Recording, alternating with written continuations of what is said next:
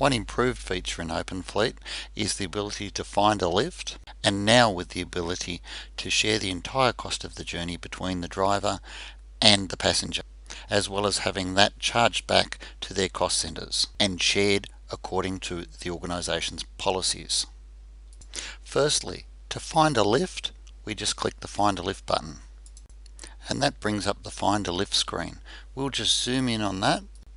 Just like when making a booking for a vehicle, the first thing that we need to do is enter the dates of the journey. Now in this case the traveller will be leaving on the 23rd, so I'll just press the plus key until I get the date to the 23rd. I'll press tab to get to the date returning field, and the traveller will be returning on the 24th, so I'll press plus for that. Now the Find a Lift screen has remembered my previous search from Launceston to Hobart, and I'm going to leave it like that for the purposes of this demonstration. So we'll click on Go to see what travellers are heading in the same direction. Now immediately we can see we've got a lot of information come back on the screen, and that indicates there are a lot of people travelling in those directions at the requested days. Let's break it down and work our way through each grid to see what each grid is telling us.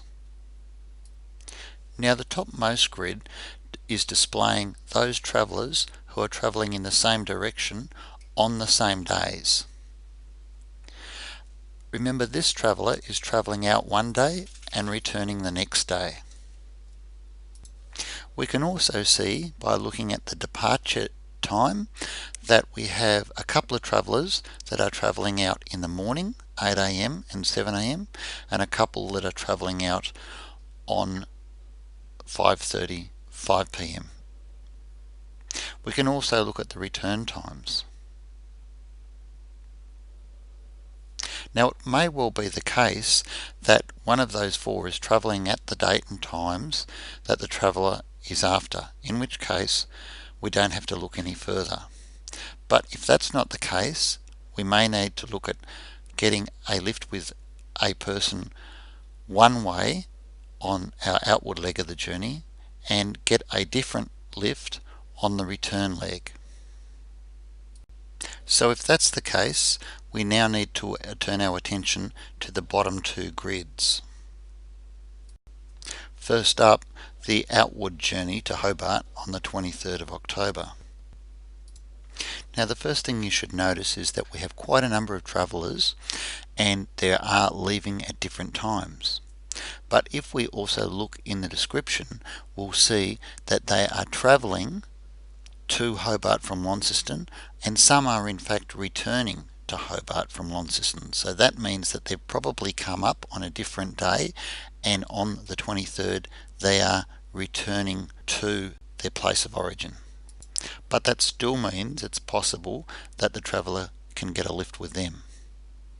We also see the difference between when they're travelling to, we get the time as leaving at, and when they're returning, they are the time that they're expected to arrive at their destination.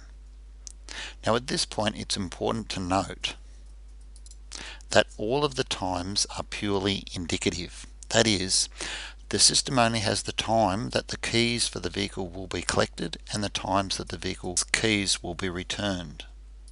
So it's important not to assume that that is in fact the time the travellers are leaving or arriving, and contact should be made with the driver of the vehicle in order to ensure the traveller gets the times they desire.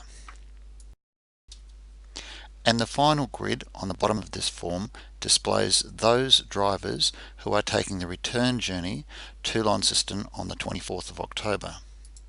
Just like the grid above, this grid could also display those travelling to Launceston or those returning to Launceston. Now, once we've had a look and decided who we'd like to travel with, we can email them directly from this form, merely by double-clicking on their email address. And that will bring up a pre-formatted email with a subject of vehicle booking, and we can start typing if we wish. For now I'll just close that, as this is a demo. Now in this case, I've decided that I'm quite happy to leave at 7 a.m. on the first day and return at 8 p.m. on the following day. So I'll double click on this booking, and that will bring up the passenger's co-driver screen. So now all we need to do is enter the name of the traveller.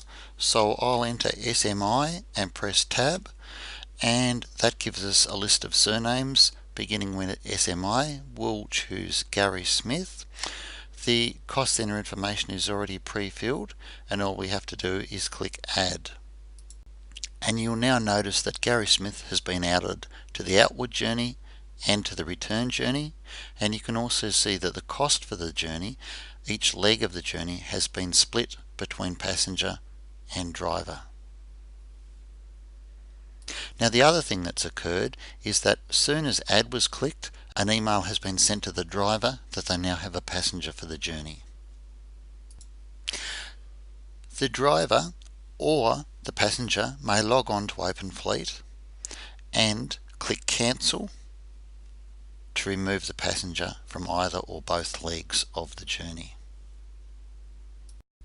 Should it be the case that the driver decides to cancel their trip for whatever reason, OpenFleet will automatically look in the passenger's file to see if they are in fact authorised to drive the organisation's vehicles, and if they are, the traveller will be upgraded to the driver of the vehicle, the booking changed, and the new driver will be emailed with the new information. If there were no passengers who were authorised to drive organisational vehicles, then the entire booking would be cancelled and everyone would be notified by email automatically. Sharing vehicles is a great way to not just save money for your organisation, but also to reduce carbon dioxide emissions, and it's a great opportunity to catch up with other members of your organisation. Thank you for watching.